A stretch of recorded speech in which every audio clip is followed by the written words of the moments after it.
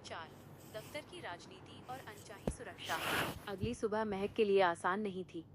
रात की उस रहस्यमयी कार वाली घटना ने उसकी नींद उड़ा दी थी, लेकिन ऑफिस पहुंचते ही उसे एक और झटके का सामना करना पड़ा। महक जैसे ही अपनी डेस्क पर बैठी, उसके सीनियर वकील मिस्टर खन्ना ने उसे अपने केबिन में बुलाया। उनके मेज पर एक नई फाइल रखी थी। महक, रायचंद ग्रुप ऑफ इंडस्ट्रीज के कुछ लीगल पेपर्स तैयार करने हैं और आर्यन रायचंद ने खास तौर पर तुम्हारा नाम लिया है। महक चौंक गई। उसकी बादामी आंखें हैरानी से फैल गईं। मिस्टर रायचंद ने मेरा नाम लिया? पर क्यों? शायद वो तुम्हारी काबिलियत को परखना चाहते हैं, खन्ना साहब ने मुस्कुराते हुए कहा। लेकिन याद रहे, वो क्लाइंट बहुत सख्त हैं। एक भी गलती हुई तो फर्म का नाम खराब हो जाएगा। महक अपनी डेस्क पर वापस आई। उसे समझ नहीं आ रहा था कि जो आर्यन उसे कल तक औकात की याद दिला रहा था, उसने आज उसे इतना बड़ा काम क्यों सौंपा। वो अपनी सीधी जुल्फों को कान के पीछे हटाते हुए फाइल पढ़ने लगी। दोपहर तक वो काम में इतनी डूब गई कि उसे लंच का भी होश नहीं रहा। तभी उसके फोन पर एक मैसेज आया, एक अनजान नंबर से। घर जाते वक्त अपनी स्कूटी की जगह कैब का इस्तेमाल करना। रात का रास्ता सुरक्षित नहीं है। महक का दिल तेजी से धड़कने लगा।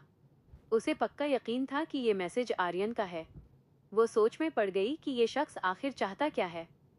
एक तरफ वो उसे काम का बोझ दे रहा है और दूसरी तरफ उसकी फिक्र कर रहा है। शाम को जब महक ऑफिस से बाहर निकली तो उसने देखा कि वही काली एसयूवी सड़क के दूसरी तरफ खड़ी थी। इस बार महक डरी नहीं। वो सीधे उस कार के पास गई और शीशा खटखटाया। शीशा नीचे हुआ और अंदर आर्यन रायचंद बैठा था, आंखों पर काला चश्मा लगाए। मिस्टर रायचंद, ये पीछा करने का क्या मतलब है? महक ने सीधे लहजे में पूछा। आर्यन ने चश्मा उतारा। उसकी आंखों में वही पुरानी कड़वाहट थी। पीछा नहीं कर रहा हूँ। ये रास्ता मेरे ऑफिस से घर की तरफ ही जाता है, और जहाँ तक मैसेज की बात है, मैं नहीं चाहता कि मेरा भाई अपनी ट्यूटर के लापता होने की खबर सुनकर फिर से रोना शुरू कर दे। बस अपनी इन्वेस्टमेंट की सुरक्षा कर रहा हूँ। महक ने एक गहरी सांस ली। आप हर चीज को इन्वेस्टमेंट क्यों समझते हैं? इंसानियत भी कोई चीज होती है।